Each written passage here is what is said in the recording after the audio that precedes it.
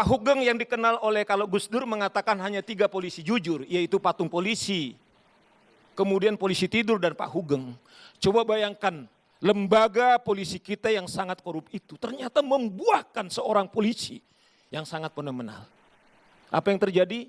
Ibu Mary kemudian tidak lagi berdagang, bahkan baru kemarin saya dengar lagi satu cerita, Andro.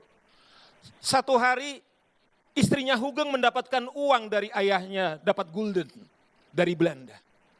Dan dia pengen pulang ke Belanda, tapi Hugeng mengatakan, "Bu, jangan kamu..." Bang Saur cerita gimana Pak Hugeng jaga banget integritas sampai hal terkecil. Beda sama zaman sekarang, apa-apa dipamerin. Pulang hari ini. Kalau kamu pulang hari ini, kamu pasti disoroti dari mana uang. Bang Andro, saya selalu kritis. Misalnya, saya pergi ke Mabes Polri misalnya. Saya melihat misalnya bintang-bintang 3 itu pakai Land Cruiser. Ini ada KSP.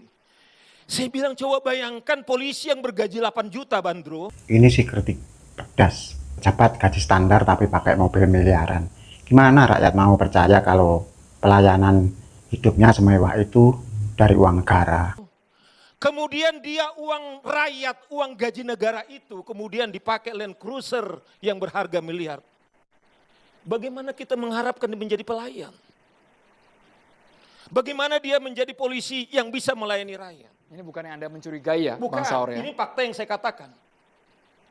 Oleh karena itu menurut saya, yang sekarang dibutuhkan adalah satu keteladanan dari kita semua tanpa siapapun, baru ini kemudian kita keren memberantas korupsi. Karena kalau kita harapkan presiden itu yang kita bilang, Andro, itu orang-orangnya presiden. Contoh misalnya kepala beberapa waktu yang lalu, Departemen Keuangan itu disebut adalah sultannya departemen karena gaji mereka berbeda. Bang Magdir, direktur penyidikan yang dipercayakan ketua Kanwil. Sampai 7 miliar per bulan. Dan dia menyewa safe house untuk menyimpan hasil korupsinya. Bang Ardo, bagaimana orang yang sesungguhnya dia dapat gaji yang paling besar, bagaimana hakim-hakim kita ketua pengadilan yang disebut wakil Tuhan, saya harus katakan itu bukan wakil Tuhan, tapi itu adalah wakil setan, Bang Karni. Dikeras buat hakim korup, harusnya menegakkan hukum, malah jual beli keadilan. Gimana sih? Namanya Andro, itulah yang terjadi. Nah oleh karena itu menurut saya tidak ragu kepada presiden. Coba Bang Andro, ketika misalnya presiden kita perang melawan korupsi, tiba-tiba partai mengatakan Pak Prabowo 2 periode gitu loh. Saya tidak mendengar itu ketua-ketua partai ini kemudian mengumpulkan semua ketua-ketua cabang. Presiden telah membentangkan perang kepada korupsi. Dan yang banyak korupsi adalah kader-kader partai misalnya. Kita juga siap, mana ada. Pak Presiden 2 periode, padahal Presiden udah bilang beberapa waktu yang lalu. Jangan sampai disebut lagi supaya 2 presiden, 2 kali presiden. Tetapi adalah kita fokus di sini. Coba bayangkan presiden sedang perang kepada korupsi, tiba-tiba syahwat politik kita itu kemudian yang bisa muncul. Maksud saya begini, kita ini udah sehat, udah sakit. Seperti Ibu Juro mengatakan. Bagaimana memulai? Itulah survei dari Pak Prof Muhtadi. Menurut saya itu juga jangan juga dinafikan. Tetapi juga ada unsur pesimisme kita dari Transparansi Internasional.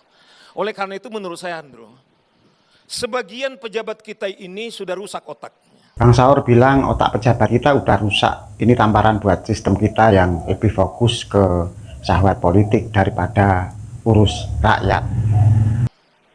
Ini tuduhan tidak berdasar, Bang, bisa Ya saya itu katakan? yang saya bilang tadi fakta yang saya sebut tadi itu. Pejabat sudah rusak. Ya yang saya sebut tadi Yang sudah kena fakta-fakta. kasus korupsi, Ketua Bang, ya? pengadilan yang saya bilang itu PN yang Depok. mestinya gajinya telah dinaikin 300% ketiga APBN kita.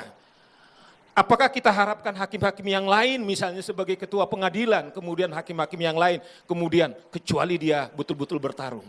Nah oleh karena itu menurut saya, kalau Bu Siti mengatakan pengawasan, saya setuju dengan itu.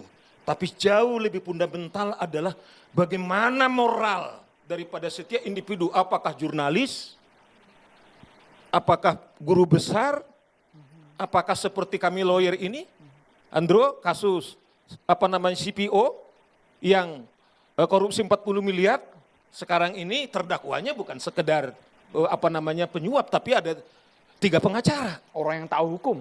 Iya, 3 pengacara. Ternyata dari dakwaan daripada hakim, mereka adalah yang aktif. Maksud saya mereka tahu sesungguhnya ini tidak bisa. Tetapi problem adalah di moral kita. Nah oleh karena itu menurut saya kalau kita mau setuju perang, mari kita setiap individu, adik-adik kami pulang, para guru besar ini, kemudian kami para pengacara ini misalnya sudah ada diputus misalnya orang, kemudian sudah melakukan korupsi, masih bisa praktek. Tapi kita merasa terhina enggak kalau kita disuruh oleh klien kita untuk menemui hakim? Bisa enggak?